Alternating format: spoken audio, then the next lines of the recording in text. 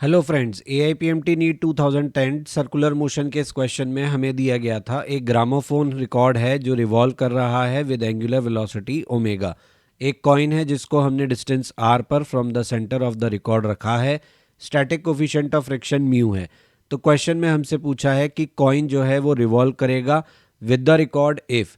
तो हमें कंडीशन पूछा गया था कि किस कंडीशन के अकॉर्डिंग हमारा जो कॉइन है वो ग्रामोफोन रिकॉर्ड के साथ में रिवॉल्व कर सकता है।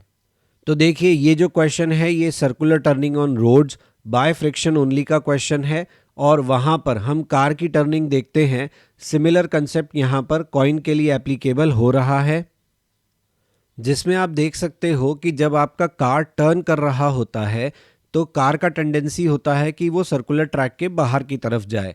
और इस टेंडेंसी को रोकने के लिए, इस रिलेटिव मोशन को रोकने के लिए कार के ऊपर स्टैटिक फ्रिक्शन एक्ट करता है, जो कि towards the centre of the circular path act कर रहा होता है। जब हम कार को डायग्राम देखते हैं, FBD देखते हैं, तो हमें मालूम पड़ता है कि कार का ग्रेविटेशनल फोर्स, कार पर ग्रेविटेशनल फोर्स नीचे लग रहा है, दैट इज mg। रोड से नॉर्मल रिएक्शन ऊपर की तरफ मिल रहा है, और फ्रिक्शन जो स्टैटिक नेचर का है वो towards the centre of road लग रहा है। यानी इस क्वेश्चन में आपका स्टैटिक फ्रिक्शन जो है वो सेंट्रीपिटल फोर्स देने का काम कर रहा है, यानी कि एम आर ओमेगा स्क्वायर आपको कौन प्रोवाइड कर रहा है? स्टैटिक फ्रिक्शन प्रोवाइड कर रहा है। बट हम जानते हैं ये कैसा फोर्स है, ये सेल्फ एडजस्टिंग फोर्स है। यानी स्टैटिक फ्रिक्शन जो है वो अपनी वैल्यू को according to the requirement adjust कर सकता है। और स्टैटिक फ्रिक्शन की जो वैल्यू होती है वो मैक्सिमम कितनी हो सकती है? म्यू एस एन के इक्वल हो सकती है, यानी limiting value of static friction. तो यानी यहाँ पर हमारा जो सेंट्रीपिटल फोर्स है वो भी हर हाल में म्यू एन के बराबर या उससे छोटा रहना चाहिए।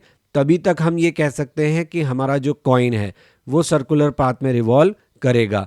तो यहाँ पे हम कॉइन का मास रखते हैं, कॉइन की रेडियस रखते हैं, कॉइन की एंगुलर वेलोसिटी रखते हैं, और इसको लेस देन इक्वल टू किसके करते हैं? Mu N. एन का वैल्यू हम यहाँ पर क्या लेंगे? mg के इक्वल। क्यों?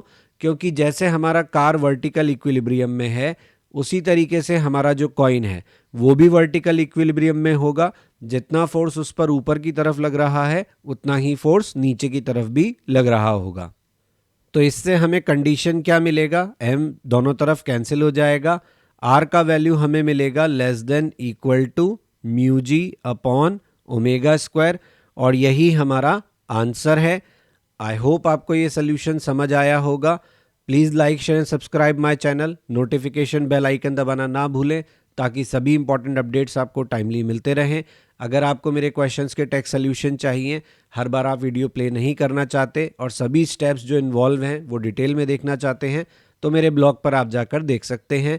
अगर आपके पास कोई सजेशन है तो आप मुझे मेल कर सकते हैं मेरे मेल आईडी पर। फेसबुक पेज और इंस्टा पर मुझे ज्वाइन कर सकते हैं for the tips of the day. ये सभी लिंक मैंने डिस्क्रिप्शन में डाले हुए हैं।